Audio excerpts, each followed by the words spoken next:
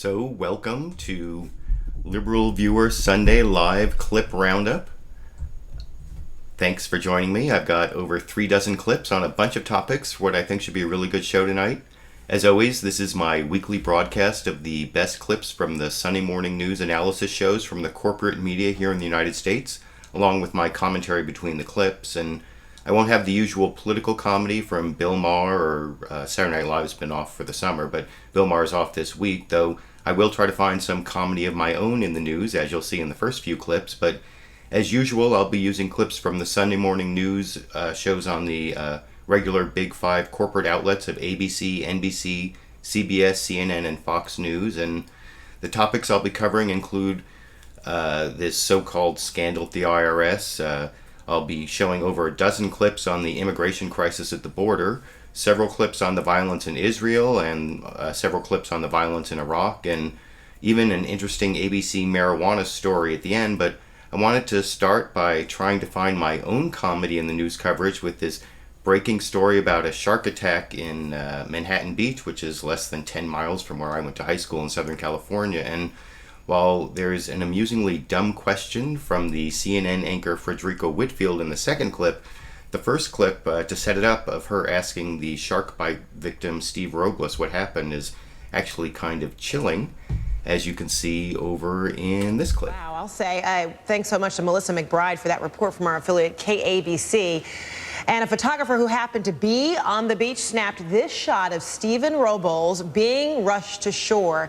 In fact, Stevens, well, we have the picture or no? All right, well, Stevens actually joins me on the phone right now. I understand you're at home from the hospital. How are you feeling? I'm still feeling pretty shaken up right now, and I'm recovering. It was pretty scary what happened out there. Gosh, no doubt very scary. I saw this fish, the shark surfacing at the bottom of the ocean, coming up to the top of the water. I saw it coming real close to me, and then it turned, made a very sharp left turn and lunged right at my chest. And I saw this shark eye to eye staring at me as it was crunching into my chest. Oh my gosh. And just out of instincts, I took my right hand and grabbed its nose and tried to pry it off of my chest. And once it released itself, it disappeared immediately. It didn't come back. But So yeah, there you can see that kind of chilling description of having this, it was actually a baby great white shark. They said it was like 6 feet long that attacked this guy, a place where I personally went scuba diving when I sort of got scuba certified many years ago, right near the Manhattan Beach Pier. So that wasn't the political comedy or the news comedy I was going to show you, but you saw how he described that this shark bit onto his chest and he instinctively grabbed its nose and tried to pry it off. And in response to that description, I think the question from CNN anchor Frederica Whitfield was kind of amusing, as you can see over in this clip. yeah, there were baby great white sharks congregating in the north end of Manhattan Beach, and they've not bothered anybody. But what happened was a fisherman was up on the pier, chumming for sharks. Oh. There's, he's trying to catch a great white next to a bunch of swimmers. Are people supposed, is that legal? He had that shark on his fishing line for 40 minutes until he released it. And once he released it, that shark was agitated and it swam near me, and I was what he decided to take his aggression out on. So Stephen, how did you know? Sorry to interrupt you, but Stephen, how did you know what to do? I mean, to have the wherewithal to grab its nose, to punch it. I've heard other shark experts say sometimes you try to punch the shark in the nose or poke him in the eye, but then when you're, staring face to face at these jaws, it seems like that would be tough to remember to do that. How did you have that instinct to do that? It was just a natural reflex. action. I felt the shark biting into me, and I was like, oh my God, this is it. Oh my God, I'm going to die.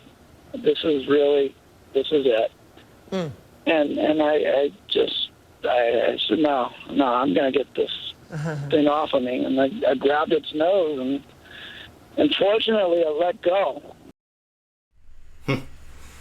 Yeah, I put a link to the full interview down in the video description, but I thought that question from CNN anchor Federico Whitfield, like, when you saw this shark bite down on your chest, how did you know to try to grab it and pry it off? That seems like a fairly instinctual move to me. I don't know if that really requires training or presence of mind. I suppose it requires not giving up, because that guy, in that interview there, he said he was almost ready to give up. So those are the only clips I want to show about that shark attack. But the other kind of political comedy I want to show is from Newt Gingrich, was over on the panel on ABC's This Week with George Stephanopoulos, where Martha Raddatz was subbing in as the host. And he was talking about the Hobby Lobby case. And this is really the only clip on Hobby Lobby I'm going to show, because I talked about the Hobby Lobby case kind of extensively last Wednesday in my LiberalViewer First Wednesday live Q&A. So if you're interested in that analysis, you can check that video out. But here is Newt Gingrich acting like he is Mr. Smarty Pants about what liberals don't understand about Hobby Lobby, and at the same time making like a big mispronunciation of an important concept in the case, as you can see over in this clip. The Hobby Lobby provided 16 out of the 20 contraceptions. The only 4 they didn't provide are abortifications, which are a fundamental violation for people who believe that life begins at conception. So you go down the list. Nobody says women can't use their own money to buy contraception. In the case of Hobby Lobby, they're providing 16 of the 20. And they provided all 20 before the... So yeah, there is Newt Gingrich saying that liberals don't understand that Hobby Lobby was willing to provide 16 of the 20 contraceptives. All they didn't want to provide were the abortifications. I'm not sure about you, but I've never really heard the word abort. I think he's trying to say abortifacients, which are pills or things that cause abortion. And there is actually a pill that causes abortion. It's called RU486, but that's not one of the pills. And I've been having a big argument in the comment section with, I think, someone like pointed trolls to the direction of this video I made last April about the Hobby Lobby case. It's called Fox News, Obamacare forces corporate abortions, euthanasia. So check that video out if you want to see a whole bunch of right-wing people leaving comments trying to say that Hobby Lobby was only against those hormonal contraception pills that cause abortion, when in fact the pills that they were against work just the same way that regular birth control pills do. They mostly stop ovulation, they may prevent implantation, but pregnancy doesn't start until implantation, according to doctors and scientists and people who are rational. And you know, one thing I did say back on my LiberalViewer First Wednesday live Q&A about the Hobby Lobby case was that it was kind of up in the air as to whether it was going to be a narrow decision or not a narrow decision. Well, the next day there was this order that in a related case, here I'm going to show you. This is I put a link down in the video description to my Facebook post about this. This is the Wheatfield College case, where there was an order by the majority of the court with a really angry dissent from the female justices, written by Justice Sotomayor, saying that the court had just approved this less restrictive alternative that the Obama administration had provided to religious nonprofits as a way for the federal government to pay for contraceptive coverage, and now they've approved this order saying that maybe we're not even going to allow that less restrictive alternative in this case where religious nonprofits are suing, that they don't have to sign a form. So it's kind of ridiculous. So I wanted to point that out. If you're interested in the Hobby Lobby case, I suggest you check out that post on my Facebook page. Like I said, there's a link down in the video description. And before I finish with the political comedy, I'm going to show a clip that I thought was really amusing on the immigration issue, which I have, I think, 16, 17 clips on this immigration issue that all these unaccompanied minors who have been showing up at the border that are coming from Central American countries like Honduras and El Salvador and Guatemala. And anyway, before I show some of the serious clips on that, I want to show a clip from this morning's Fox and Friends Sunday. Tucker Carlson had this woman from the Young American Foundation or some like conservative youth group talking about liberal bias on American college campuses. And they were talking about how there aren't any conservative books on the required reading list for freshmen. They looked at the top 50 colleges according, I think it was the Forbes top 100, and they didn't really talk about what criteria they were using or what would be books that have conservative principles or by conservative authors. But then they went and started criticizing the books that were on the required reading list, and the reasons they were criticizing them were pretty thin, and one was on the whole immigration issue. This was a book called Americana with an H at the end, and I'll talk about that a little more after I show that clip right here. Almost every single one of them. So let's talk about the books you did find. First up, Americana. What is that? Yes. So Americana by Chimamanda Adichie.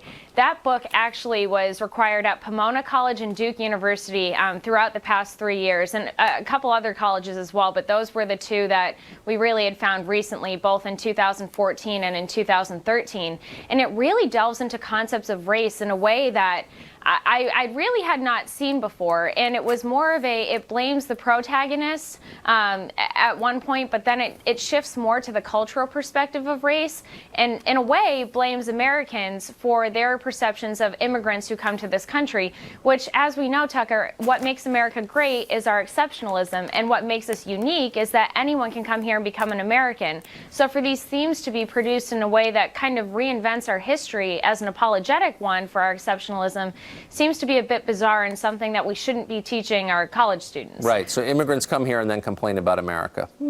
Eating... So, I don't know, I thought that was kind of amusing. Excuse me, I've got to turn down the gain on my microphone a little. That they think that it's some sort of bias that a book written by African immigrants should talk about the bias that the anti-immigrant feeling that they experienced coming in as immigrants. Although it's a fiction book, and apparently there are all sorts of different perspectives, and it's about characters and what these characters believe. But the thing that was most ridiculous is this idea that anyone can come to America and become an American. But I've heard so many people on Fox News on the immigration issue that do not profess that belief. They seem to think that a lot of people have to go back home, and on that issue, that was a big issue, not on Fox News, as I'll get to at the end of all the clips, because Fox News Sunday did not cover the immigration issue at all. It was like the top story on all the other Sunday shows this morning, these thousands and thousands of children showing up at the border. Everyone else covered it, but not Fox News Sunday. And you'll see, here's a clip of the NBC reporter's coverage of it. His name is Miguel Almaguer. I hope I'm pronouncing that. Miguel Almaguer. And he talks about how there were protests at this Southern California town, Murrieta. And I'm going to show some clips of the mayor later on. And there's actually, in this clip, you'll see there is a couple interviews with the mayor of Murrieta, Alan Long, and I'll have some more clips of that later. But first, you'll notice that not everyone seems to agree that anyone who wants to come to America can be an American, as you'll see from the protesters about 10 seconds into this NBC Meet the Press clip here. David, good morning. This is the holding facility in the city of Murrieta. It is a flashpoint for this community, a symbol that has galvanized two opposite sides. These are the faces of the desperate and the scared. Just some of the now thousands of unaccompanied minors packed into 100 overwhelmed temporary shelters dotted across the country. Go back home! A group of them greeted with signs of anger, what some call hate, as protesters turned away busloads of immigrant families from a Southern California Border Patrol station after they were caught illegally crossing the U.S. southern border. Their journey, Pulitzer Prize-winning author Sonia Nazario says, is perilous. Many of these children are coming, they don't have any money, so they come the only way that they can, which is gripping on to the tops and sides of these freight trains that travel up the length of Mexico. There are bandits alongside the rails who will rob you and rape you and sometimes kill you. Nazario would know. She's made the journey, spending 3 months on and off, riding on top of 7 freight trains up the length of Mexico, researching for her book, Enrique's Journey.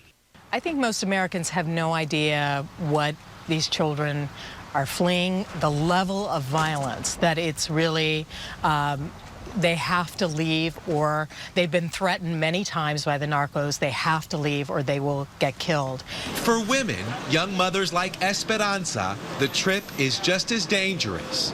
Thank God nothing happened to me, she says. With her 6-year-old son Edwin, Esperanza traveled 17 days by foot from El Salvador before she reached the Texas border. I thank God immigration caught me. Thank God we're here and we're okay. I wanted a better life for my son. With so many now here, the question is, what does the future hold for these families? Alan Long is the mayor of Murrieta, the town where protesters greeted those buses. How come now? How come so many? And I think what's happening is down in a less desirable area of the world, you have a lot of crime, poverty, and people are trying to flee to the greatest nation in the world. Can't blame them for that. In a letter he sent to the president, Long blames Washington for what's happening in Murrieta. People are at a boiling point, and they're tired of inefficiency at the federal level. And on this 4th of July weekend, the nation that asked the world to give us their tired, poor, and huddled masses yearning to breathe free finds itself in a crisis where the problem is growing. So yeah, that was the NBC news story that had interviews with mayor of Murrieta, Alan Long, who said that people were at a boiling point. Later he says that the angry people didn't come from his town, in a clip I'll show from a different program. And there was also that interesting interview with the author Sonia Nazario, talking about the way the kids hang on to those freight trains. And notice how she also talked about how they're in danger where they are. That is going to become important later when we talk about whether they may have a legal right to asylum, when they may not be illegal immigrants at all. I'm going to mention that in my commentary in a few minutes. But I also want to show a clip from ABC's This Week with George Stephanopoulos, hosted, as I said, by Martha Raddatz this weekend. And she introduced a story from their reporter, Jim Avila, who kind of gave some similar facts. And then I'll talk about that a little more after I show that clip over here. The humanitarian crisis on the border now ripping at the fabric of American society. Flashpoint, Murrieta, Southern California, where the demonstrators stopped Homeland Security buses trying to process Central American moms and kids who crossed into the U.S. illegally. Why can't we just transport them on the bus to Tijuana and send them back across the border? Because Mexico shares a border with the United States, Mexican citizens can be deported almost immediately. That's different from children from South America. They're treated as refugees and processed through immigration courts. The Obama administration wants to give the Department of Homeland Security more discretion to fast-track deportations for all Central Americans. But residents of these border towns are angry that the migrants are crossing over at all. This is an invasion. Why is the National Guard not out there stopping them from coming in? But in an exclusive interview with ABC News this week, his first since the crisis began, Customs and Border Protection Commissioner Gil Kerlikowski says these immigrants should not be feared. These are family members. These are not gang members. These are not dangerous individuals. Kerlikowski says the young immigrants and mothers from El Salvador, Guatemala, and Honduras often run towards his agents, wanting to be detained. These agents have gone well beyond the call of duty, taking care of these kids, treating them with true compassion, with true heartfelt sympathy. And you believe you have enough agents to do the job right now? Well, as you know, Secretary Johnson has just deployed an additional 150 agents to the Rio Grande Valley, and that is on top of the 115 that are already moving in. So I'm confident that we have the resources. They are So that was also an interesting report, I think, from ABC. And notice the part where the commissioner of customs and what is it, immigration and customs? No, it's not ICE. It's Custom and Border Enforcer, or Custom and Border Patrol. His name was, let me get his name right, because I had never heard of him before today, even though I do a lot of work on the immigration issue. I have to say, Gil Kerlikowski.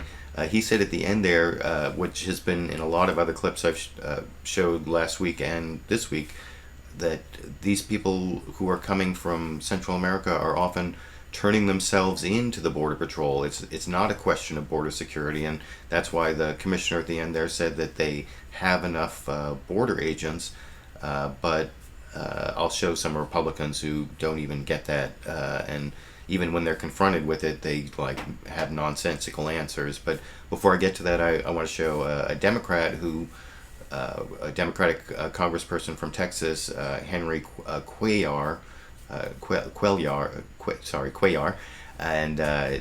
and he provided CNN and I think all the news organizations with pictures of what was going on in the detention center. I think some of the pictures in the previous stories also came from his office, and he talked about how they're in these jail conditions, and how there are over 9,000 coming in every month. There are over 9,000 unaccompanied minors coming into Texas alone in the month of May. And I'll talk about that a little more after I show that clip here. In a moment, first to Texas and Congressman Cuellar. Let me ask you first for conditions. Your office was kind enough to send us some pictures of one of the processing centers that you visited. So describe the situation to me now, both in terms of the numbers of children coming across on a daily basis. Where are they? Who's taking care of them? Well, first of all, just this month of May, we had just on the Texas border, Border Patrol detained 48,000 individuals. 9,700 of them were kids coming in with no parents. So you can see that the Border Patrol is having a challenging time. There's just not enough facilities that can hold that many individuals, as those pictures have shown. And the other thing is not enough detention spaces. So therefore, adults are being held. And then there's about 20 to 25 flights a week that ICE will send back to Central America, some of them from Laredo, El Paso, and of course Brownsville. But if you're a woman, a mother with a child, then they're being dropped off. In fact, every week in this area down here in South Texas, about 500 individuals are being released at the bus station. And of course, if you're a kid with no parent, you're being sent off to Lackland Air Force Base or some other places. So therefore, we're seeing large numbers of individuals coming in. But let me just remind you, Candace, this is not the first time we've seen this. We saw this in the 1980s with people from Cuba and, of course, from El Salvador. Well, we had a civil war in El Salvador. And, of course, about 10 years ago, the Brazilians were coming in because Mexico didn't call for a visa. So they were coming in through Mexico into the U.S. So we've seen this type of surges before in the past, except this is a little different. A little different because you got so many kids with no parents coming in with them at that time. And tell me, first of all, let me just make sure I have this figure correct. In the last month, so I'm assuming that means in June, 9,000 unaccompanied kids presented at the border? 9,000 in a month? Well, that was the month. That was the month of May. We're waiting for the numbers for June, but they should be almost the same. Just the month of May of this year, 9,700 kids with no parents at all. I've seen them. I've talked to them. In fact, I was here with the First Lady of Honduras. We got to see some of the young kids there at the Border Patrol station. So, yeah, you can see Representative Henry Cuellar there. I was reading through the comment section while I was playing that clip. I see some of you are already making your own over 9,000 jokes. So I guess I found a little bit more comedy in the news for you there, because it was 9,700. It was over 9,000 kids coming over the border in the month of May in Texas. What can I tell you? So I also want to show an additional clip from that mayor of Murrieta, Alan Long, who was also over on CNN State of the Union with Candy Crowley. And as I said, I showed that previous clip of him in the NBC report where he said that people were at a boiling point, but here he, and then also in the ABC report, you saw that where people were at that town meeting saying, you know, send them home. It seemed to be his local residents, but over in this clip, you're going to see the mayor of Murrieta, California, saying that the angry people that you saw in the news were people from out of town who came to protest over in this clip. Take place there. What we object to is we object to inhumane facilities. If you look at the Border Patrol. To you now is the mayor of Murrieta. Can you tell me, very often anger, and when we saw a lot of that in this protest, derives from fear of something. What was the fear in this case that prompted people, not all of them from Murrieta, but prompted some Murrieta citizens to be so angry about this turn of events? Yeah, you're right. You know, in a very small town here in Murrieta, all of a sudden we had a national problem end up on our doorsteps. And we had some local residents with some legitimate concerns. I think most of the angry people that you saw protesting were from out of town. Like I said, this is a national problem and the world showed up on our doorsteps. We didn't have a lot of answers early on, and there were some legitimate concerns, health concerns, and humane concerns. People were concerned about the people, the immigrants coming here. Would they have proper facilities? Who's going to take care of them? How long is this going to be for? And those were questions that we just didn't get any answers to. Right. So yeah, that's the mayor of Murrieta, California, where those protests were about these buses of mothers and children and then unaccompanied children. So they're protesting buses full of women and children. And he's saying that they didn't come from his town and they had legitimate concerns about health. They said they weren't screened for like TB and other things in a clip I'm not going to show.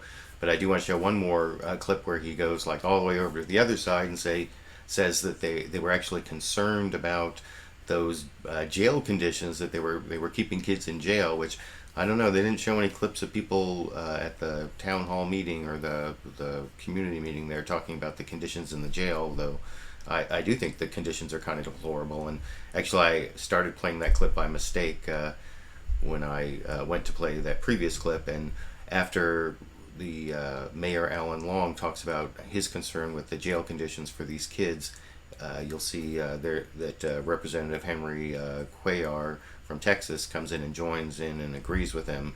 And I'll talk about that a little more after I show that clip here. Take place there.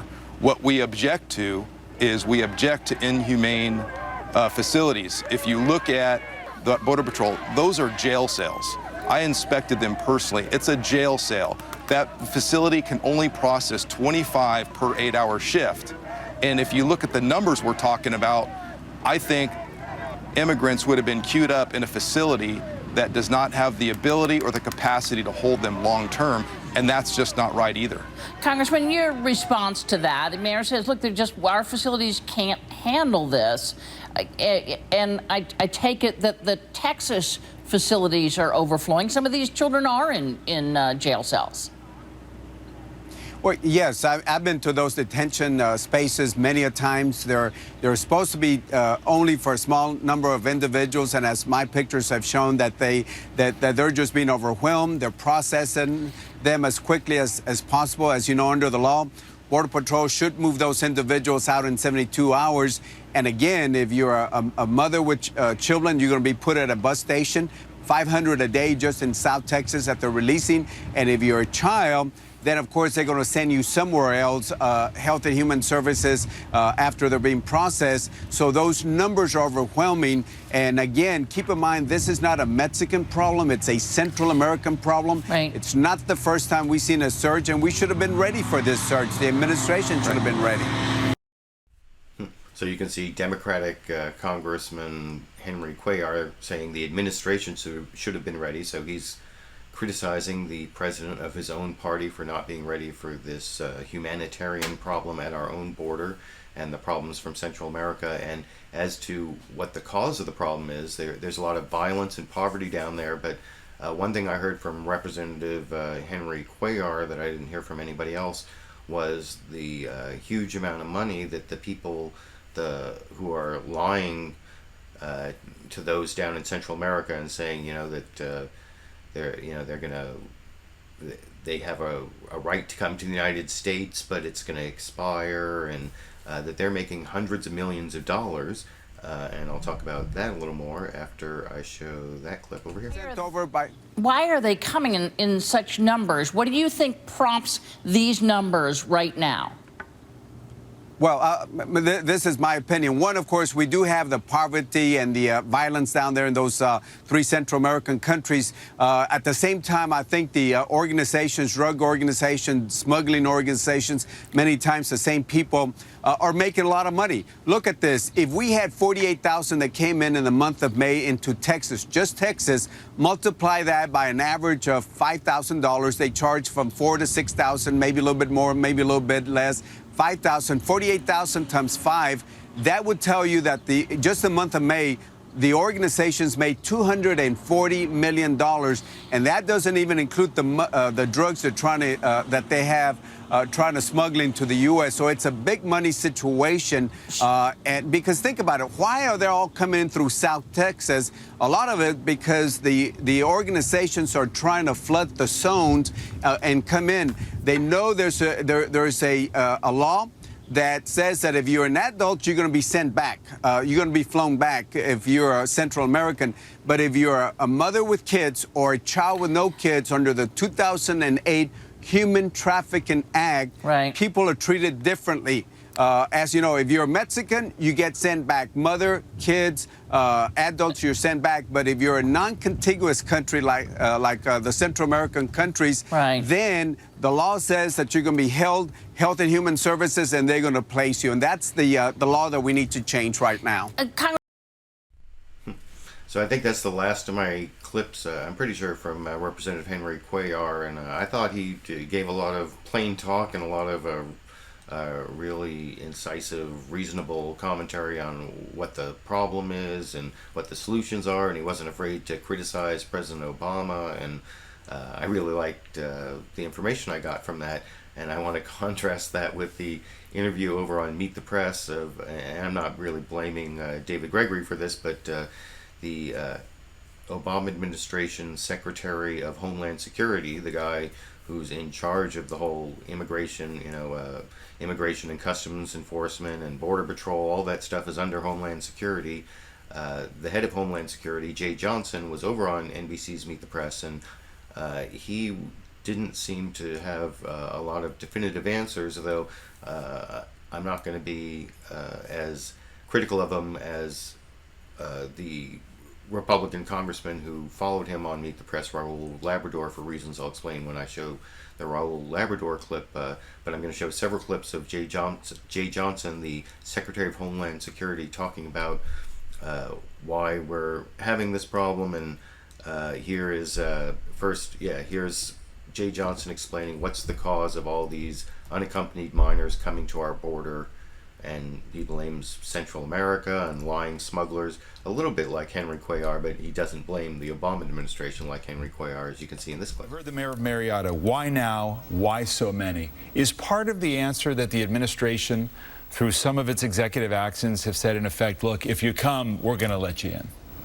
First of all, David, the reason we're seeing this influx has to do primarily with the conditions in the 3 Central American countries that they're leaving from, the push factor.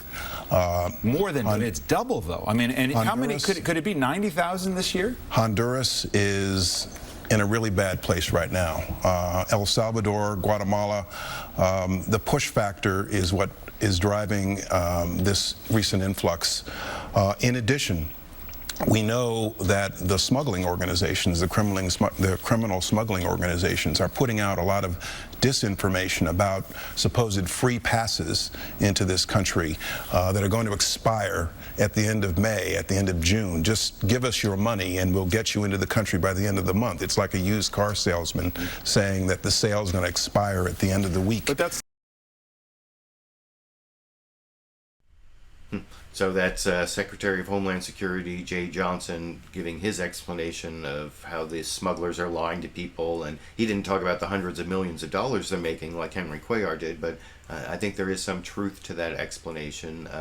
And he also said something reasonable about why it isn't the Obama administration's fault for giving incentives to people to come here with their program for Dreamers. You know, that's the kids who were brought here, you know, not of their own accord, and now are like college age and either go to college or join the military. They get deferred. DACA stands for Deferred Action. I'm embarrassed. I don't even know what DACA stands, but I know DA stands for Deferred Action on Children. I don't know, maybe you can, if you know in the comment section, let me know what DACA stands for. But here's Jay Johnson explaining why DACA did not incentivize this current problem with kids at the border over in this clip. This information, Mr. Secretary, there is deferred action on some children passed in 2012 that will allow some children of illegal immigrants to stay. Well, that's the point we keep stressing. The Deferred Action Program is for kids who came to this country 7 years ago. It's not for anyone who comes to this country today, tomorrow, or yesterday. And the legislation that the Senate passed, which provides for an earned path to citizenship, is for those who were in this country in 2011. It's not for those who are coming here How today. many, the numbers again, I mean, a year ago it's 26,000, it's double that. Could it get up to 90,000 this year? What do you think? I believe we're going to stem this tide. So yeah, the amount of immigrants that were going to come in is one of the questions that Jay Johnson wouldn't answer when David Gregory asked him. I'm going to get to this long back and forth about whether they're going to be deported or not, where he wouldn't answer the question for reasons I think are actually legitimate.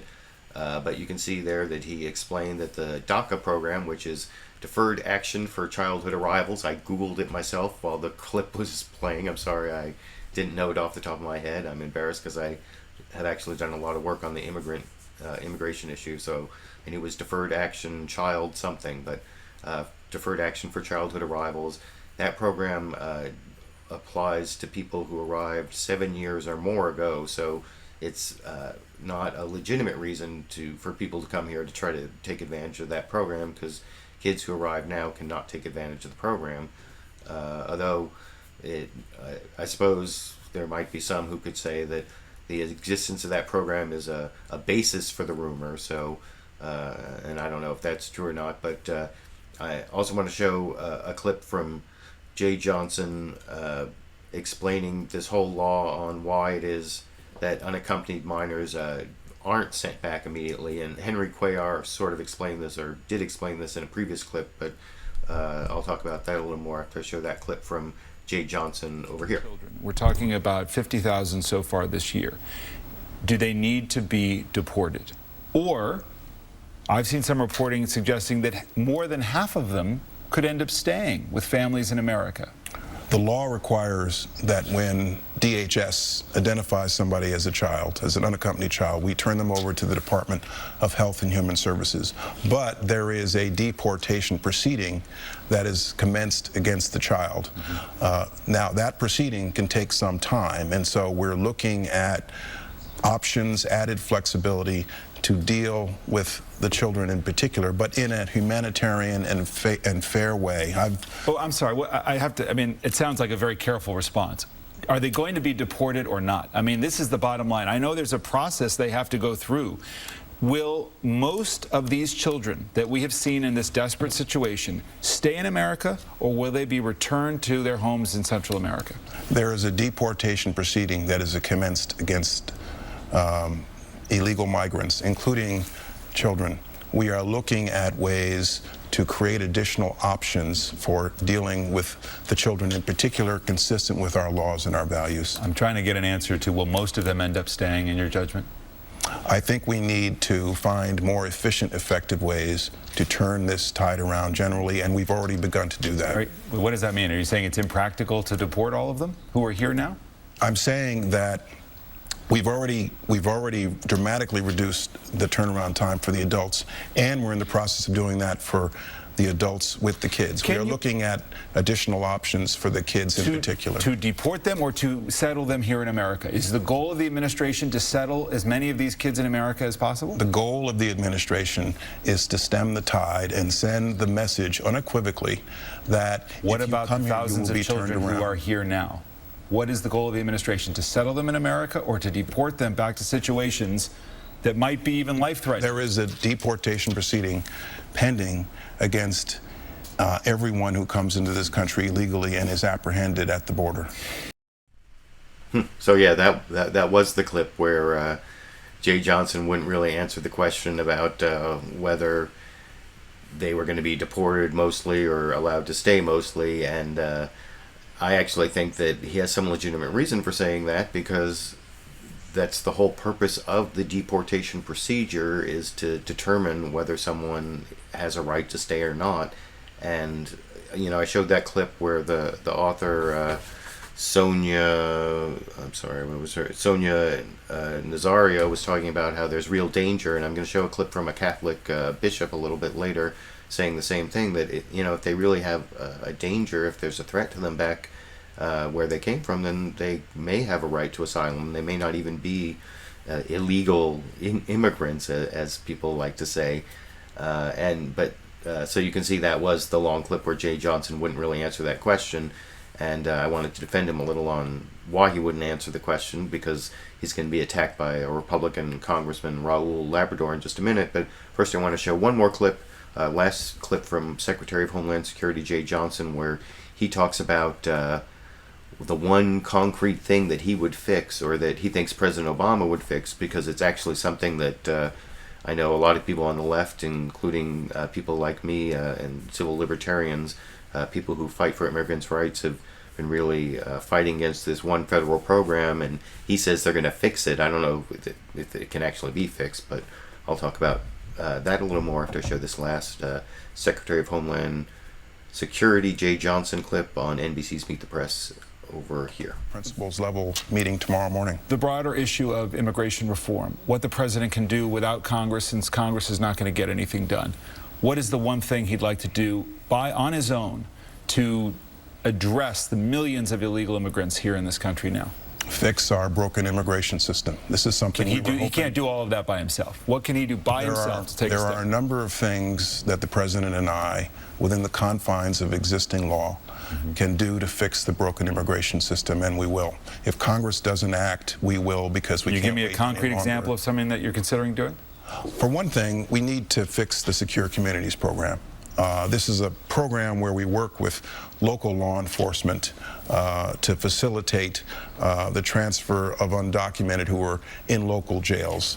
The program, frankly, has gotten off to a bad start, and we need to fix that program. I think the overarching goal of Secure Communities is a good one, but it needs a fresh start. For example, that's one thing among a number of things that we're contemplating doing. Another big issue.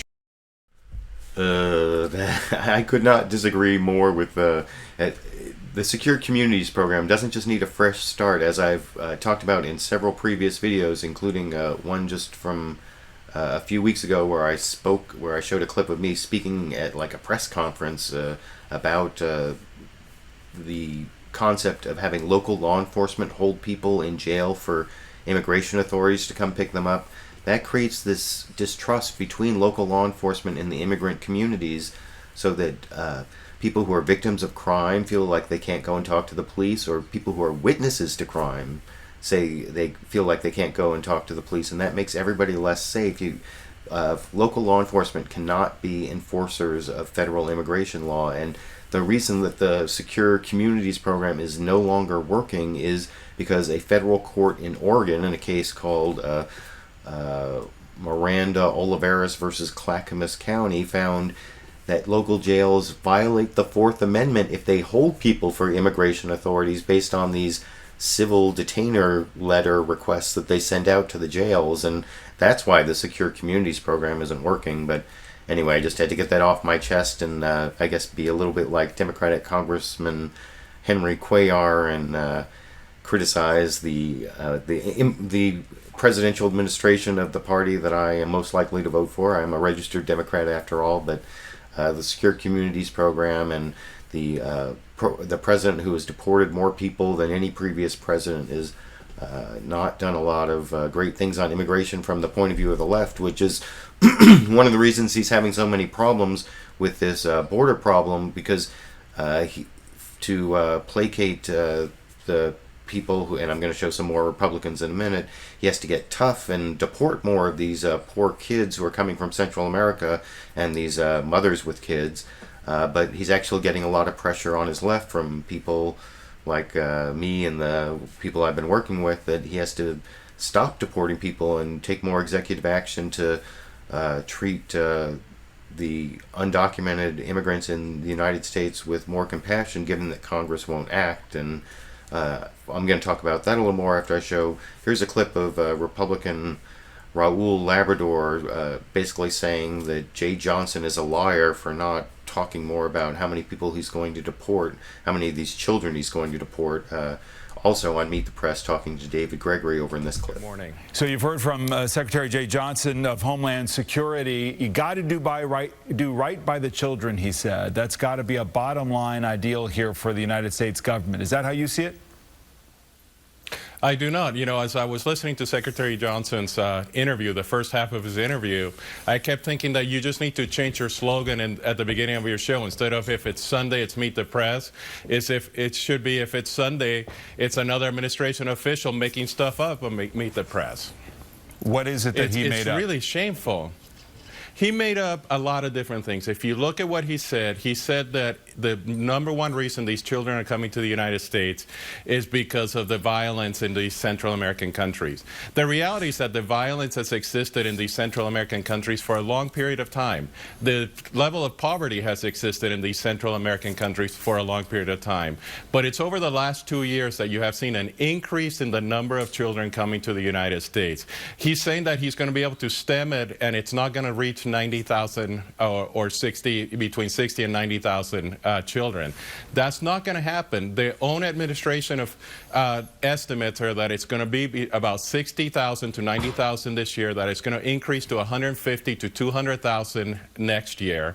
These are their own estimates. And now they come on national TV and they say that they're doing everything they can to stem the flow, but that their number one priority is actually to make sure that we do right by these children. The thing this administration needs to do is immediately deport these families, these children. I know it sounds harsh, I know it sounds difficult, but they're creating a crisis at this time that is actually going to harm these children. These children, as your own reporting says, these children are going to come through the border. They're going to come from Central America. Many of them are being raped. Many of them are being harmed. This is an outrageous thing that is happening to these children, and we need to actually take a strong stance against what's happening and against these illegal cartels. But so you can see the Republican congressman. He's from what is he from Idaho? I'm sorry. Maybe they flashed it up on the screen. I seem not to have certain important facts at my fingertips this Sunday, but it's been kind of a hectic day picking all these clips for you, and I want to show actually one more clip from Raul Labrador, the Republican congressman, where the host of Meet the Press, David Gregory, confronts him with the fact that President Obama's deferred action for childhood arrivals doesn't apply to these kids, so you can't really blame President Obama, but that doesn't really stop the Republican congressman from blaming President Obama anyway, as you can see over in this clip. Frustration is not just with the administration, right? It is Congress. It is House Republicans who blocked immigration reform that came over from the Senate that you opposed. But it is also the issue of the law that is the law of the land was passed under the previous president that makes it a different way to treat those illegal migrants coming from Central America as opposed to Mexico. They have to be brought in and detained and put through these proceedings. That is the law that Congress passed. That's a good point. And in 2008, the law was passed, and I think we need to change that law. We shouldn't be treating the children from Central America any different than we treat the children from Mexico and Canada. And I think that is something that I will join the administration in doing. I don't think we should be doing that. But I think you need to realize that in 2008, the law was changed, and in 2009, there wasn't a huge major change in the number of children that came to the United States. In 2010, there wasn't a huge change, and in 2011, there wasn't a huge change either. And as soon as the administration in 2012 decided to do DACA, which is the Deferred Action Program, that's when the number of children started moving up. And that's because these criminal cartels in Central and South America decided to start advertising that there was a free pass. I agree with Secretary Johnson that these children should not be allowed to stay, but even in his statements today, he wouldn't even answer your question whether we were going to deport these children or not. The best, safest message that we can send to Central America, if you want to let Central American families know that they're not going to be able to, they shouldn't be bringing their children to the United States, is by sending these children back in a humanitarian way. We can do it safely, we can do it efficiently. All right. So yeah, there you can see the Republican Congressman Raul Labrador blaming Obama's Deferred Action for Childhood Arrivals, the Dreamers program, even though it doesn't apply to any of these kids who are coming to the border, and his history of Central America, it doesn't really make sense. And I'm going to show some more clips that contradict, or at least one more clip that contradicts that in a minute. But first, I want to show this clip of another Republican who doesn't really seem to understand what's going on. Rick Perry, the governor of Texas, who you would think knows what's going on with immigration, because a lot of these kids are coming to the border in his state. You know, Henry Cuellar, that Democratic congressperson who I showed just a few minutes ago, he is from Texas, and he seems to know what's going on. But Rick Perry was confronted with the fact that these people who are coming from Central America aren't sneaking over the border. They're actually turning themselves into Border Patrol. So it's not a question of border security, but he stuck to the talking point of border security, as you can see over in clip number, let me make sure I get the right one, clip number 18 here. Totally per mile. So the idea that there's equity and there's enough Border Patrol agents is totally and absolutely incorrect. But Governor, this is about a law. This isn't necessarily about Border Patrol. This is about a law. You heard in Jim Avila's piece, they have to let these people into the country when they're from non-contiguous nations, when they're from Central America or South America. Should that law be changed? The rule of law is that the Constitution requires the United States to secure the border, and we're not doing that. We haven't done it for years, and we are paying a huge price. When you have catch and release policies that send a message to people in Central America. But Governor, please go back to the law, the 2008 law that was signed into law by George Bush. Isn't this a backlog in the courts? Doesn't that have to be addressed first? What has to be addressed is the security of the border. You know that, I know that, the President of the United States knows that. I don't believe he particularly cares whether or not the border of the United States is secure. And that's the reason there's been this lack of effort, this lack of focus, this lack of resources. He's telling people not to come. He's telling them in ads not to come into the United States, not to leave their homes. About 5 years too late would be my response to that. The President has sent powerful messages time after time by his policies, by nuances, that it is okay to come to the United States and you can come across and you'll be accepted in open arms. That is the real issue here. So there's Texas Governor Rick Perry talk about making stuff up. President Obama's deported more people than any other president, and when he's confronted with the fact that people are turning themselves into Border Patrol, he still thinks it's a question of border security. And I mean, the whole thing's kind of ridiculous. And if you want to see another ridiculous Republican position on immigration, here's I'm going to show you Lindsey Graham over on Face the Nation along with John McCain. But Lindsey Graham actually tries to blame President Obama for not signing comprehensive immigration reform. That, you know, the Senate passed this bipartisan comprehensive immigration reform that, you know, doubled the number of Border Patrol agents, and also had this long, torturous path to citizenship. But the House of Representatives won't bring it up for a vote, even though it would probably get a majority vote, not a majority of the majority Republicans. But you can see Lindsey Graham over on Face the Nation try to blame Obama for not signing the bill, and he gets called on it by Bob Schieffer, the host. And anyway, I'll talk about that a little more after you see that clip here. Well, we've had National Guard troops on the border. The bill in the Senate doubled the size of the Border Patrol to 40,000. It'd be a Border Patrol agent every 1,000 feet. The Senate bill put sensors and technology in place we used in Iraq and Afghanistan. We can control our border. That's essential. In the bill, 90% operational control was required before anybody could move forward towards citizenship. There is a plan in place to control our border, but it won't happen until the president signs a law. If the president does this by himself, if he goes it alone, he's going to make it so much harder. This is the administration that designed Obamacare. But the Congress won't do anything. The Congress has said they're not going to do anything about this. I would just like to ask both of you, how do you feel about being members of a body that won't act, and a party on a crisis like this? We'll just continue the fight. We will continue the effort, a respectful effort, to convince our colleagues in the House that we need to move forward on this issue.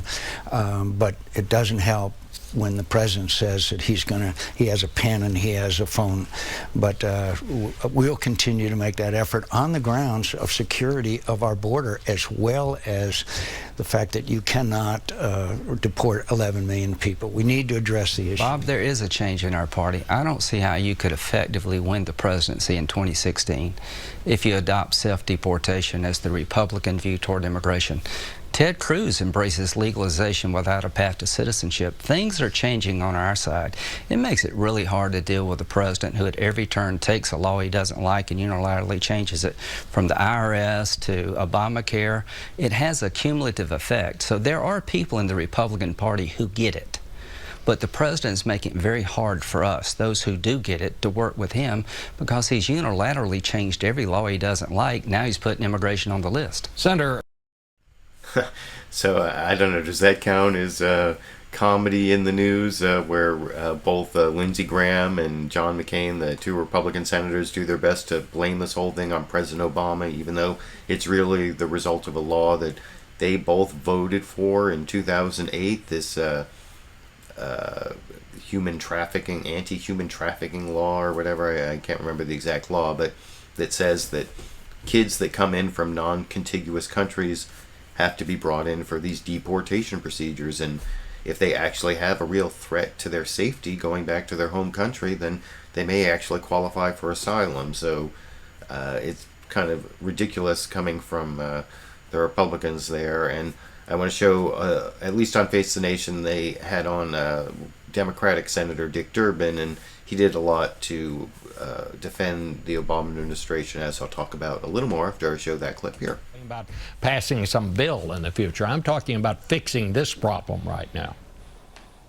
Well, there are 2 points I want to make for you, Bob. First is, I think this administration understands what needs to be done, and it's a really amazing challenge. First, get down to Honduras, El Salvador, and Guatemala, and make it clear that sending these children north is a desperate and deadly decision, and that they've got to stop as quickly as possible and force that information gathering in those countries. Secondly, these smugglers and coyotes ought to be hit with the hardest penalties we can possibly come up with.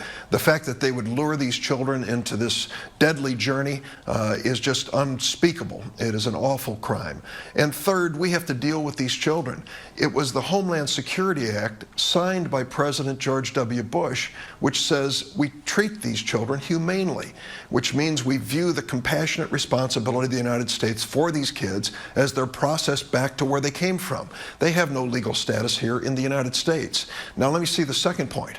I am really getting fed up with some of the critics of this administration, particularly from House Republicans. They had the opportunity for 1 solid year to call the immigration reform bill, and yet they refused to.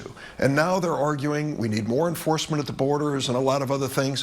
When are they going to accept their responsibility to govern, to call this bipartisan bill for consideration? Yeah, I don't completely agree with the Obama administration's immigration policy, but that defense of the President Obama from Democratic Senator Dick Durbin of Illinois, I believe, most of that I agree with, and because the Republican arguments, as much as I disagree with some of the things President Obama's done on immigration, the Republican attacks are none of the things. I guess I'm totally from the different side, so they don't make sense to me. And before I leave the immigration issue, I want to show one more clip. This is from ABC's This Week with George Stephanopoulos. They had an interview with this Catholic bishop, Mark Seitz, I believe his name is, Bishop Mark Seitz, who has been both working with the refugee children at the border and has also been to Central America. And he really, I don't know if are you going to believe a Catholic priest? I don't know if that gives anyone any more credibility, especially with the more atheist and agnostic audience that I have and the people I know. But here he is talking about how they really have a threat to them, and they may have a real basis for making an asylum claim. And that's why these deportation hearings aren't just pro forma. Some of them might not be deported because they have a real threat against them, as I'll discuss a little more after I show this final immigration clip here. We haven't really heard about is why is there this huge influx of these refugees now? What is happening in Central America to make them all come here? Did something suddenly change down there? You've been down there with them. Right. I think that's something that has been missed by many people hearing the story. We just take it up at the point when they arrive at the border. And what we need to begin to understand better is, why would they leave? What would it take for you or me to leave our home, to leave it all behind, just to leave it as it is, and to make that journey that they do know is very risky? They do know they're risking their life. And what stories have you heard, Bishop? Well, I've talked with so many people who said that their life was directly threatened. Down in Tapachula, in the southern border of Mexico, I spoke with a 15-year-old and a 17-year-old who told me that they had been recruited by the gang, that they would not join the gang, that their only option was to leave. And even though they were being deported from Mexico back to Honduras, to San Pedro Sula, the most dangerous city in the world, they would not stay. They would make another attempt because they felt that to remain would mean their death. Well, So yeah, if you're fleeing, the certainty of death, you're supposed to qualify for asylum under American law. And I talked about last week how Honduras is actually the murder capital of the world, or the number one murder country. There are more murders per capita in Honduras than anywhere else in the world. So there are statistics that back up what that bishop is saying there. And so maybe some of these kids will be able to stay in the United States when they get to their deportation hearings, and people hear about how they're fleeing these drug gangs. And this one clip I didn't show, this pundit from a Latina from the Latin media. I can't remember which, was it Univision? I don't think it was I think it might have been La Opinion. I can't remember her name, but she was talking about how some of this drug violence and some of this gang violence down in Central America is the result of these nasty gang members who were deported from the United States back to Central America. And I don't know if that's true, but I thought that was an interesting take on possible American responsibility and the violence that's driving these kids to the United States. So those are all the clips I'm going to show on immigration, although I did want to point out that Fox News Sunday this morning was the only one of the Sunday morning news shows that didn't mention the word immigration. For some reason, immigration was, it was in some of the news programs, it was the main issue, and it was definitely an issue on all the programs. But Fox News Sunday, I'm going to show you the intro. They started with the situation in Israel and the violence in Israel between Israelis and Palestinians, and I have about 6 clips on that I'm going to show after this one. And they talked about the IRS scandal, and they were the only one to cover that this morning on the Sunday morning news shows. And they talked about Hobby Lobby, which everybody talked about somewhat.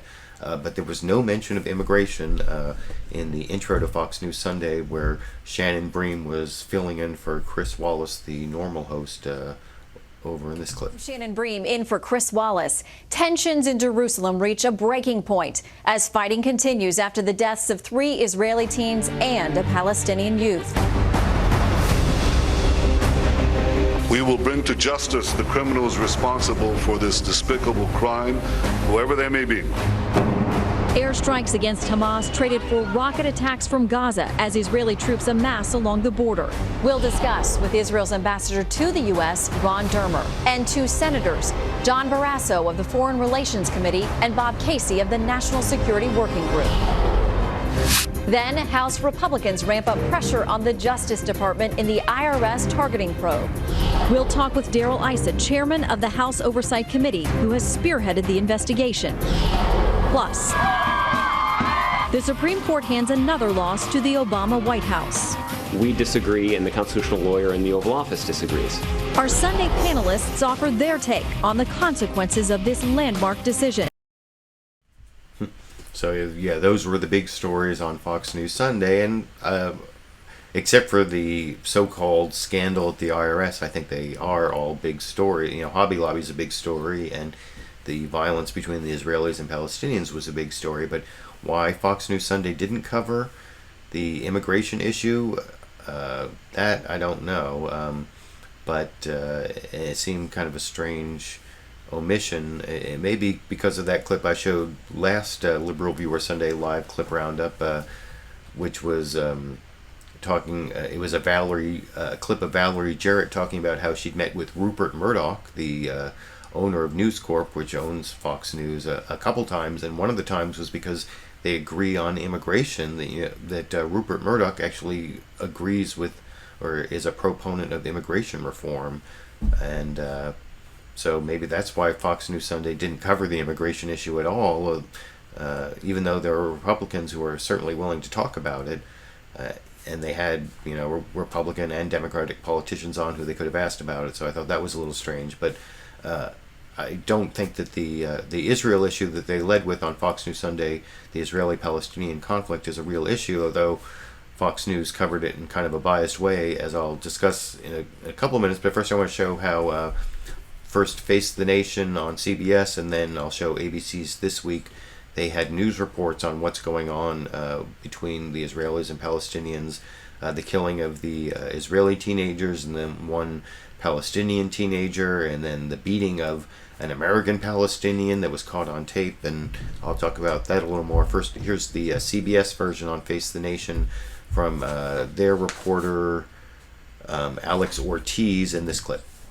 Good morning, Bob. Well, overnight, we've seen more Israeli airstrikes pounding the Gaza Strip after dozens of rockets were fired this weekend. That after the worst street violence East Jerusalem has seen in years, scenes reminiscent of the last Palestinian uprising more than a decade ago. Now, this latest round of violence was triggered by the back-and-forth kidnappings and murders of teenagers. First 3 Israeli teens, then a Palestinian boy killed in a suspected revenge attack that set off violent street battles. And today, Israeli police have arrested suspects they think are responsible for the abduction and murder of that child. As the threat of further rioting looms, there have been efforts on the parts of authorities from both sides to step back from the brink and de-escalate. But Bob, the question is whether the statements of politicians can actually restrain the simmering anger in the streets. Today's calm is tenuous at best, but beyond that, there's little effort to actually address the broader situation. With peace negotiations having broken down, all it would take is another casualty to unleash further bloodshed. Alex, there was also some shocking video of Israeli security forces beating a 15-year-old teenage boy who it turns out is an American citizen in Israel for summer vacation. I understand there is a new development on that story as well. That's right, Bob. Well, that video has certainly increased tensions here. It shows Israeli soldiers repeatedly kicking and punching a bound Palestinian boy in the head. Now, he's just been released into the custody of his parents after they posted bail. He has to remain under house arrest for a week and a half before they travel back to the United States. So yeah, that's the CBS Face the Nation report. You saw Bob Schieffer interacting with their reporter in Israel, in Tel Aviv, Alex Ortiz. And it was a fairly balanced, not fair and balanced, or fairly balanced report. And I'm going to show some Fox News bias on this whole issue in just a couple minutes. But I also want to show, having shown the CBS report, I also want to show the one from ABC's This Week with George Stephanopoulos, where Martha Raddatz was filling in for George Stephanopoulos, and then she threw to their reporter Alex Marquardt, who basically reported on the same situation over in this clip. This is one of the many scenes raising fears this morning that this region could soon be plunged into war. An Israeli policeman pinning down a young teen while another repeatedly kicks and pummels the boy. The victim, his family says, is 15-year-old American Tariq Abu Khader from Tampa, Florida, released this morning after 4 days in custody, his face still badly bruised and swollen, telling me he's angry and just wants to go home. What would you say to the Israeli police officers if you could speak to them now? I would say, why would you attack me like that? At least try to tell me why would you do that to me if I didn't do anything to you? It was Tariq's cousin, 16-year-old Mohammed Abu Khader, who was abducted and burned alive on Wednesday.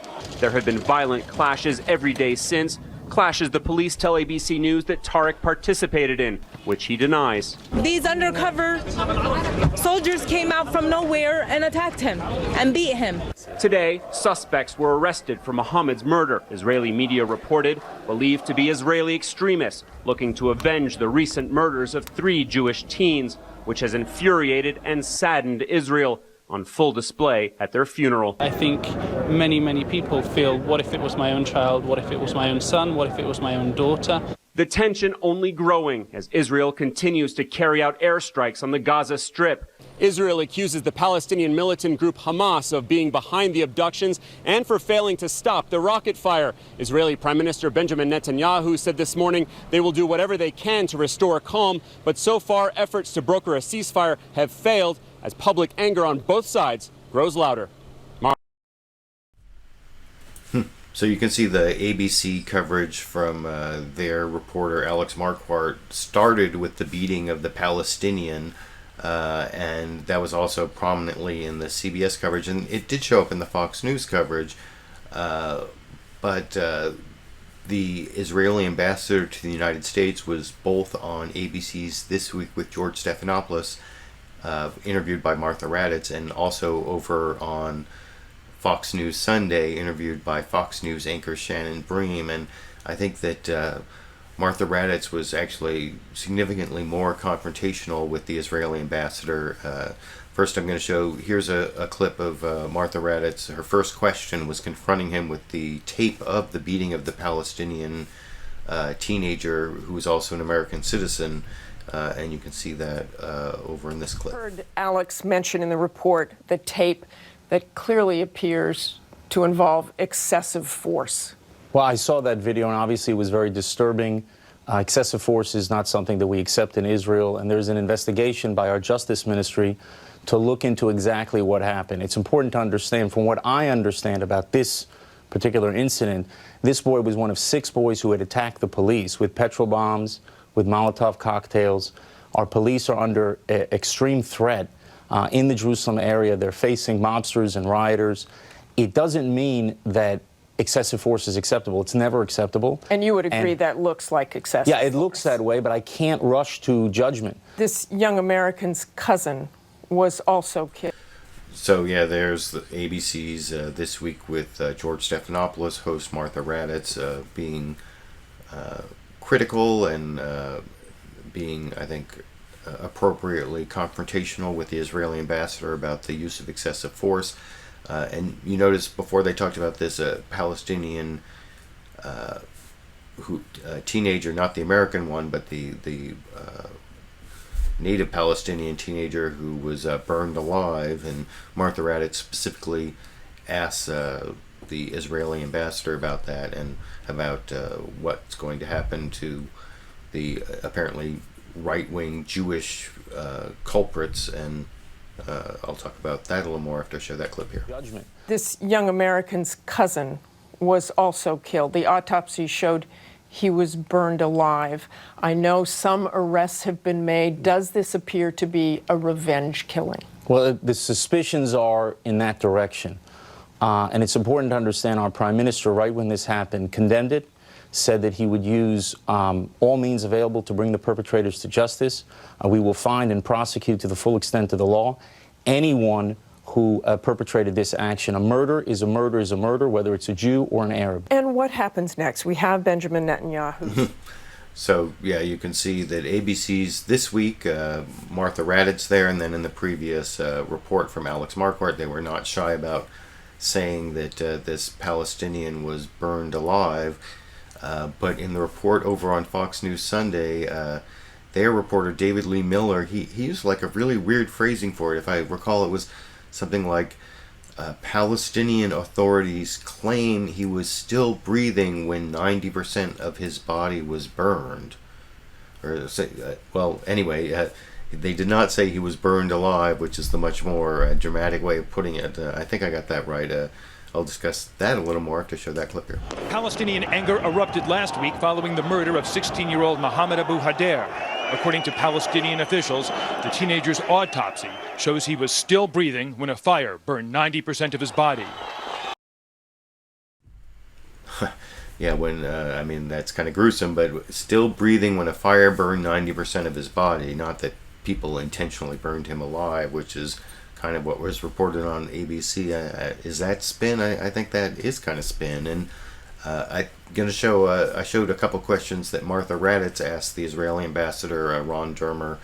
And now I'm going to show a couple clips of Shannon Bream, the Fox News reporter or Fox News anchor, asking questions of the same Israeli ambassador. And I think she was much more understanding. First, she talked about how in her first question about the arrest of the people responsible for the killing of the Palestinian teenager, said, you know, I know there's a gag order on this, so you can't talk about everything, which is already giving a little leeway to her guest and not answering, as I'll discuss a little more to show that clip here. Welcome back to Fox News Sunday. Thank you. The Prime Minister vowed quick response and a quick investigation into the death of that Palestinian teenager. Sounds like this morning there have been some arrests. I know there's a gag order in place for some of the information, but what can you tell us? Well, we have strong suspicions that there are nationalistic motives behind these crimes. We'll just have to wait in the next few hours. All the facts will be given to the public, but as you heard, the Prime Minister said he was going to bring the perpetrators to justice very quickly. And he has. One thing I can assure you, Shannon, that if these are Jews who are going to be prosecuted to the full extent of the law, if they perpetrated these crimes, they will not be hailed as heroes by Israeli political leaders. There will not be public squares in Israel that will be named after them. Little schoolboys and schoolgirls in Israel will not emulate them as heroes. And that's exactly what we have on the Palestinian side, where you have terrorists who are hailed as heroes by political leaders of the Palestinians, public squares named after murderers, children who learn to emulate murderers, who are taught to emulate murderers. That's the difference between our societies, and it's a difference we should never forget. Well, I think that difference that the Israeli ambassador is talking about has something to do with the difference between occupiers and the occupied. And I seem to remember in the history of Israel, before Israel existed, when the Jews were also being occupied by the British, and they wanted their own state, that some of them engaged in terrorism, and they later became kind of heroes in Israel, like Menachem Begin, wasn't he in that? What was the group, the Irgun, that bombed the King David Hotel at one point before Israel became a country? And I mean, that was kind of a British military headquarters, so maybe a military target. But there was like the Stern Gang in Israel that also, they were like even more terrorist and would definitely target civilians. So there was a time in Israel's history when they were being occupied where I think they were a little more willing to be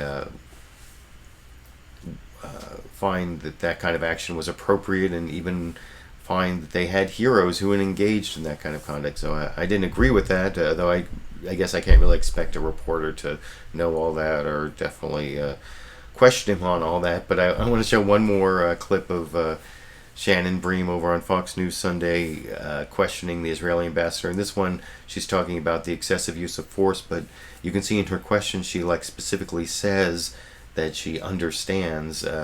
This is the last one on the violence, and there's going to be one on Iraq. But here's Fox News Sunday substitute anchor Shannon Bream being understanding of the Israeli ambassador in this clip. I'll ask you as well about some of the video that you saw there, purportedly of a cousin of the dead Palestinian teenager who his parents say he was beaten by police. A bit of reaction from the U.S. State Department, Jen Psaki, saying, "We are profoundly troubled by reports that he was severely beaten while in police custody and strongly condemn any excessive use of force. We are calling for a speedy, transparent, and credible investigation and full accountability for any excessive use of force."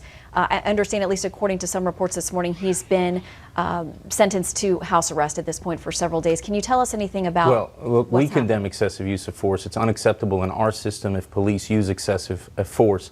I will tell you from what I understand about the facts of the case, this is not just an innocent bystander who was pulled off of a schoolyard.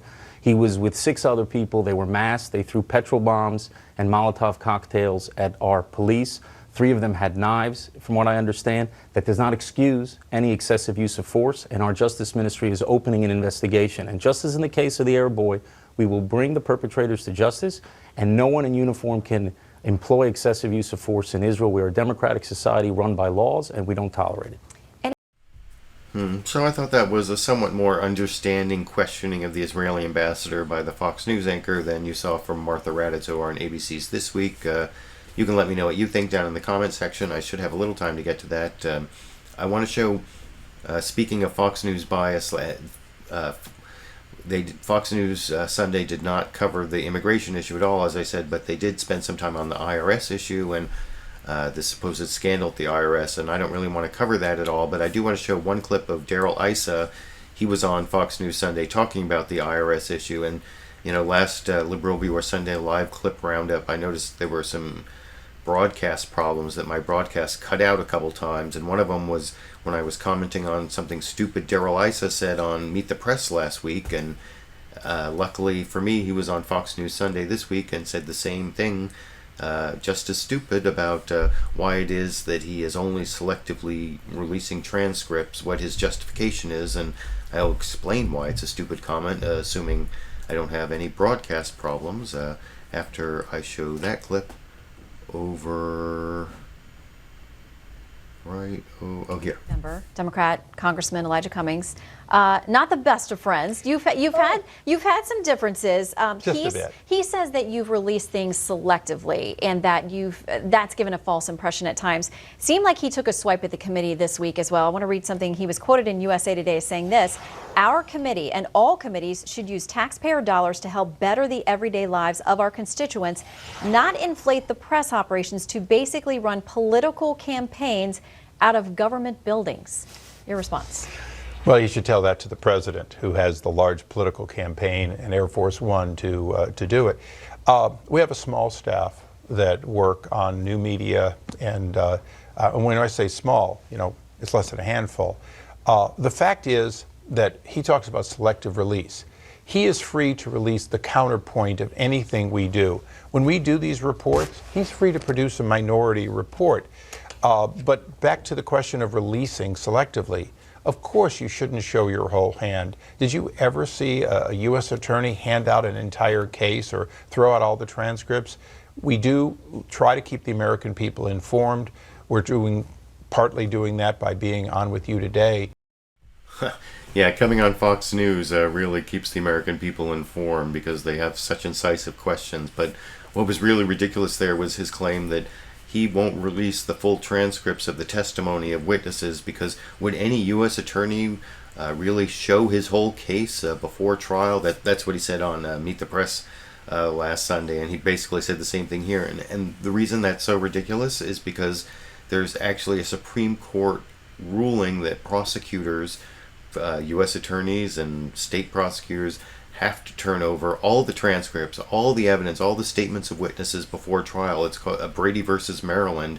If they don't turn it over, then you can actually have any conviction overturned for not turning over what's called Brady material. It's such a famous case that there's actually a criminal justice or criminal law term for the material you have to turn over, Brady material, and so I don't know why Darrell Issa doesn't know about that or why he's repeated it 2 weeks in a row, but it's kind of a stupid argument as to why he's selectively releasing the transcripts of witnesses, because prosecutors have to release the full transcript of witness statements before they go to trial. So that made no sense. And I also want to show a clip of a little more Fox News bias over on the Iraq issue.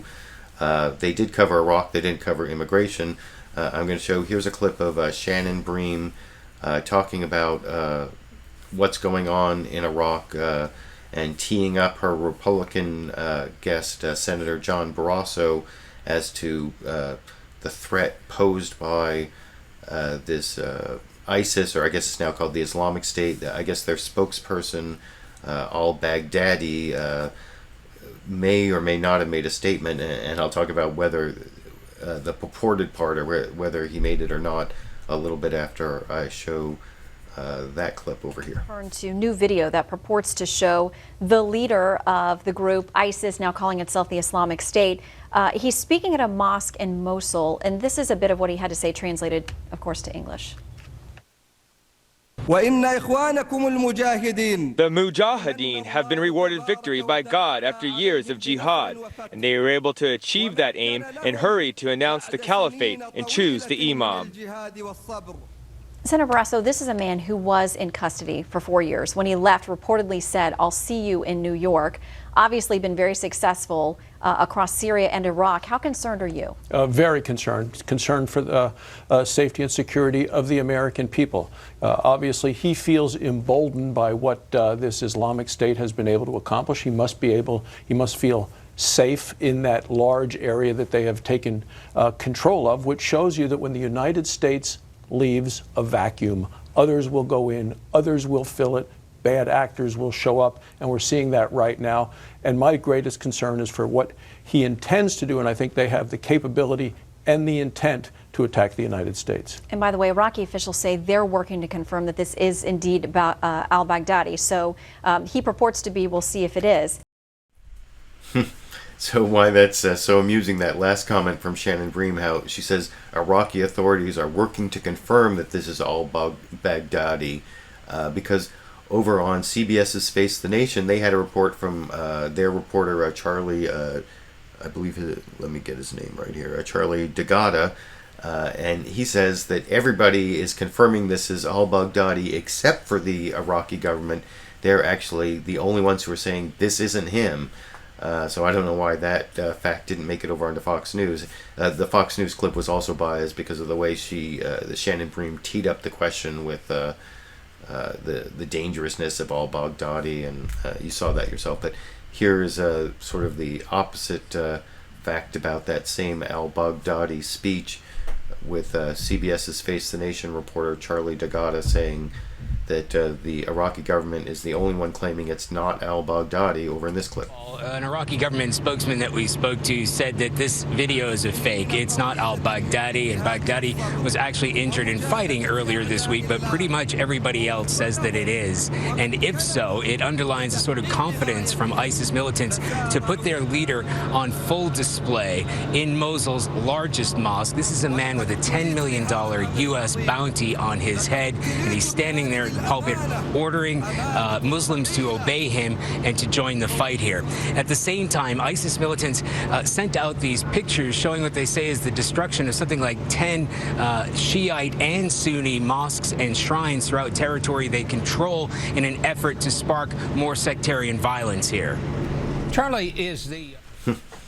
So yeah, that's CBS's Face the Nation, Charlie Dagada, saying that the Iraqi government is the only people, or the only source saying that that's not al-Baghdadi, which for some reason Fox News Sunday wasn't willing to say. And before I finish the whole Fox News bias issue, I have one more Fox News Sunday clip. This is the Fox News anchor Shannon Bream teeing up the Israeli ambassador Ron Dermer on the whole Iraq issue, letting him say that it turns out that, and I've noticed this from Benjamin Netanyahu a couple weeks back when he was on LiberalViewer Sunday Live Clip Roundup, that every question seemed to come back to how Iran was the evil force behind everything. And you can see Shannon Bream tee up the Israeli ambassador to say that exact same thing about the situation in Iraq over here. How concerned are you about Iran's role, what it's doing, what it's playing in Iraq and with the advent of ISIS there? Look, Iran is the foremost sponsor of terrorism around the world. In the last 4 years, they have perpetrated terror attacks on 5 continents and 25 different countries. They're the reason right now why Syria's regime, why Bashar Assad has killed nearly 200,000 Syrians. They're there working through their proxy Hezbollah. They're in Iraq. They're responsible for the murder of many American soldiers in Iraq over the years. They're not your friends. They're not your partners. They're not going to help you in Iraq. They're not going to help you in Syria. They're not going to help you anywhere in the region. They're an enemy of the United States. That's how they see themselves. And I think enemies have to be treated as enemies. So that was a pretty clear position on Iran being the evil force behind everything in the Middle East, I guess. But before I show some Republicans who kind of agree with that position and also hype the threat of ISIS or the Islamic State in Iraq, I want to show a more reasonable position from Face the Nation. This is the Democratic Senator Dick Durbin, who says, as I showed President Obama say, that ISIS or the Islamic State could be a threat, but we have to treat it seriously but realistically, which is, I think, sort of the reasonable approach, as I'll discuss a little more to show that clip here. If he decides to go after ISIS, and I guess I would ask you also, do you agree with the 2 senators we just heard that this really is a threat to American security, this ISIS group and what they stand for? Well, I think we need to take them seriously, but realistically. And realistically, this is what it comes down to. What have we learned in the last 12 years in this part of the world? We have learned that the United States has the best military on earth, the best weapons, the best technology, and yet even those troops, even that capacity, cannot restore a leadership to Iraq. Maliki is not unified Iraq. Our American forces can't change it. How do we bring about nationalism in Iraq, where people are still wedded to blood feuds and sectarian violence? And do we honestly believe that sending airstrikes in is going to change a 14th-century-old battle within the religion of the Muslim people? That is not going to happen. So let's be careful, as the president says, use our power and our authority in an effective way. He's called for a counterterrorism partnership. I think that's a move in the right direction. Engage other countries with the United States. This go it alone, call in airstrikes is not going to solve the problem. So I think that position against military intervention is a more reasonable approach, but I also want to show the Republican approach to Iraq. I'm going to show a clip from John McCain, who blames Obama and hypes the threat from Iraq and also claims we need to bomb. I think that may describe most of the clips I show from John McCain on just about any issue, or at least 2 out of those 3 things: blaming Obama, hyping the threat, and thinking we needing to bomb. And I'll discuss that a little more to show that clip here. I think it's important to recognize that we did have this situation stabilized thanks to the surge, that we could have left a residual force behind which would have stabilized the situation. This is not like a hurricane or an earthquake. This didn't have to happen. This is a failure of United States policy. And by the way, there still is none that I can discern, either a policy or a strategy to handle this situation. This guy Baghdadi, when he left Camp Bucca, the prison camp that we ran, he said, "See you in New York." We now have the largest and richest enclave of radical terrorism in history that not only encompasses Iraq, as we know, but Iraq and Syria. So we have to look at this as a Syria-Iraq problem. And one of the things that we need to do, of course we want Maliki to be replaced, but we got to stop ISIS first. And that means that we're going to have to do airstrikes, and we need to step up our support for the Free Syrian Army that is really right now getting very badly beaten. So yeah, there's John McCain blaming Obama, hyping the threat, and saying we need to bomb. And even when Bob Schieffer confronted him with the fact that Nouri al-Maliki wouldn't sign the status of forces agreement that would have let us keep troops in Iraq, he said no, it was Obama's fault, he was there. And this is, even though in a clip I'm not going to show, one of the pundits I saw talking about this said that actually Iran wouldn't let Nouri al-Maliki sign. But anyway, this is John McCain saying that it's all Obama's fault, even though President Bush negotiated the status of forces agreement, or negotiated the withdrawal with no status of forces agreement, and President Obama couldn't change what Bush had negotiated. Anyway, here's McCain's criticism of Obama again, despite reality in this clip. Just one thing, Senator. You say we left. The Iraqis would not sign the Status of Forces Agreement, which would have put troops under our control, under our legal control. Are you just saying we didn't try hard enough to get that agreement? I'm saying that they were ready to sign. I'm saying that this administration, this president, didn't want to stay, and we were there in Baghdad and in Erbil when they agreed to do it. Now, we were actually there, and the President of the United States would never give them a number of troops and their mission that they wanted to leave behind. The words of General Dempsey in testimony before the Armed Services Committee, it cascaded down to 3,000 people. The President campaigned he was going to get us out, and the President is going to make the same mistake in Afghanistan unless he reverses that decision that he made. You're going to see the same result in Afghanistan. We just came back from there. They feel abandoned. So yeah, that's John McCain blaming Obama for not getting the Status of Forces Agreement, and sort of tipping his hand is what he's really arguing about is what's going to happen in Afghanistan. And that became even more clear when you can see both John McCain and Lindsey Graham, his partner there on Face the Nation, both talk very vigorously about how we need at least some people in Afghanistan so we can keep attacking people in the lawless area of Waziristan in Pakistan. And it ends with Lindsey Graham, Republican senator, misusing the word literally. I think he's misusing it, as I'll discuss a little more after I show that clip here. I think the big fear I have about what we're doing in Afghanistan is that we have great capability now. We can watch a part of the world that is a safe haven for terrorists. 13 years after 9/11, there are more safe havens, there are more terrorist groups with more weapons and more capabilities than before 9/11, and we're having less capability, less presence. If we get down to 1,000 troops by 2017 and dismantle our eyes and ears in Afghanistan and Pakistan, it will haunt us far worse than Iraq. The counterterrorism mission in Afghanistan is a frontline defense for the homeland, and it is being destroyed by this idea of leaving completely in 2017. Mr. President, reverse your course, keep our counterterrorism capabilities in effect to protect us here at home. We're not advocating combat troops. We're advocating leaving sustaining capability to give them the capabilities that they don't have right now. By the way, one thing different from Iraq, there are two good men now who we hope will resolve their differences and we can get a president of Iraq. That will make a very big difference. Both Ghani and Abdullah are good people. Bob, if I could just add, what we're doing on the counterterrorism side, which protects the homeland from Al-Qaeda, is not decimated. The groups operating in Pakistan and now Afghanistan are lethal. They're growing. We're about to shut down our ability to detect what they're up to and hit them before they hit us. This literally is insane given the way the world is falling apart. Well, so yeah, President Obama's policy is literally insane. I don't think that is the correct use of the word literally, and so you can see that Lindsey Graham and John McCain are really worried that we're not going to leave enough troops in Afghanistan to still send drones into Pakistan, I guess.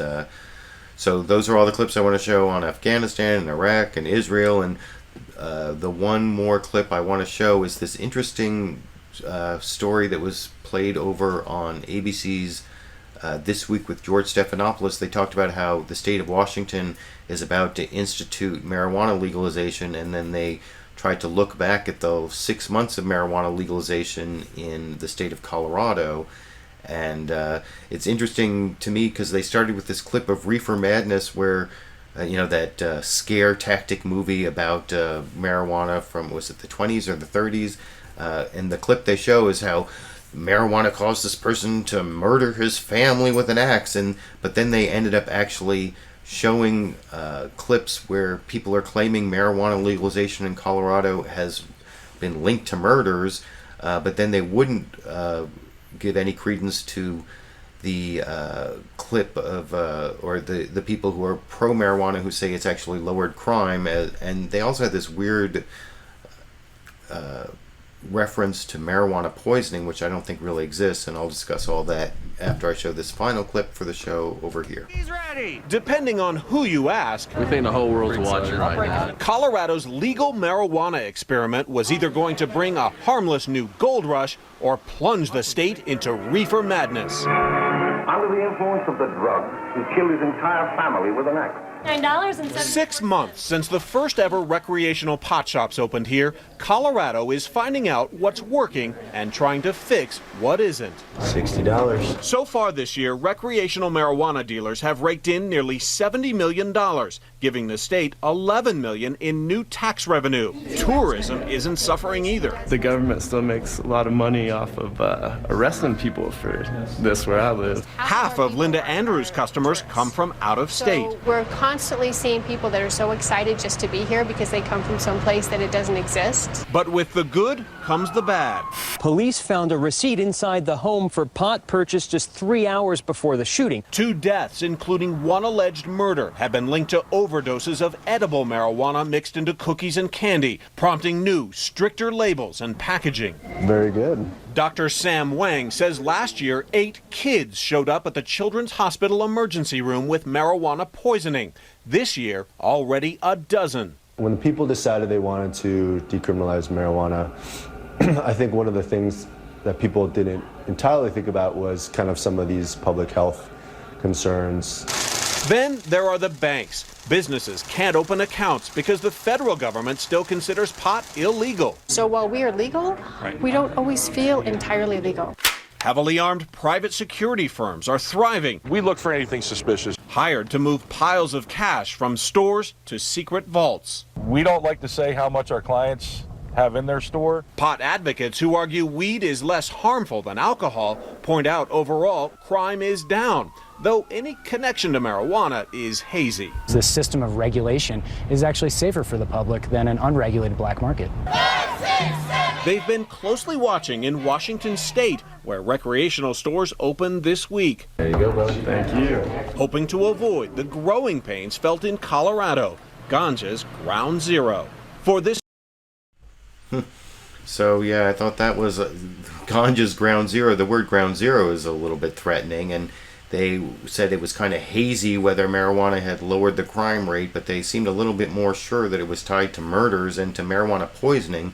Although I did notice there is an ICD-9 code for marijuana poisoning, and even the ICD-10, that, you know, this coding that they use for medical diagnoses. So, but as I've talked about in previous videos, there isn't really a lethal dose of marijuana. So maybe they're talking about people who just used a lot and got really intoxicated, or I don't know, maybe you can tell me what you think, because that didn't really make much sense to me. And I am well over the time I should be spending on the show. I appreciate all of you who showed up to watch it live. I've been reading your comments as we go, and it's been helpful to me and pushed me in the right direction, but I don't think I'm really going to have a time to delve into the comment section, especially because I see you're all arguing with each other, and like I said, I think I'm over an hour and 40 minutes, which is like 40 minutes longer than I ever really wanted the show to be. So thanks for showing up to watch Liberal Viewer Sunday Live Clip Roundup. I wanted to let you know next week I'm actually going to be out of town on Sunday, so I won't be able to do the live show,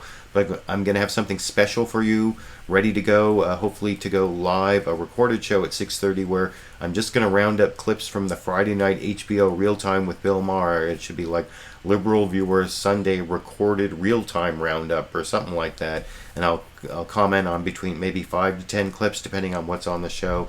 So look for that next Sunday. I will have the Monday excerpt up to tomorrow night. You can let me know what you think should be the Monday excerpt. Otherwise, I appreciate all of you who showed up for the show. Over 100 people watching. That's really great, and I guess I'll be seeing you all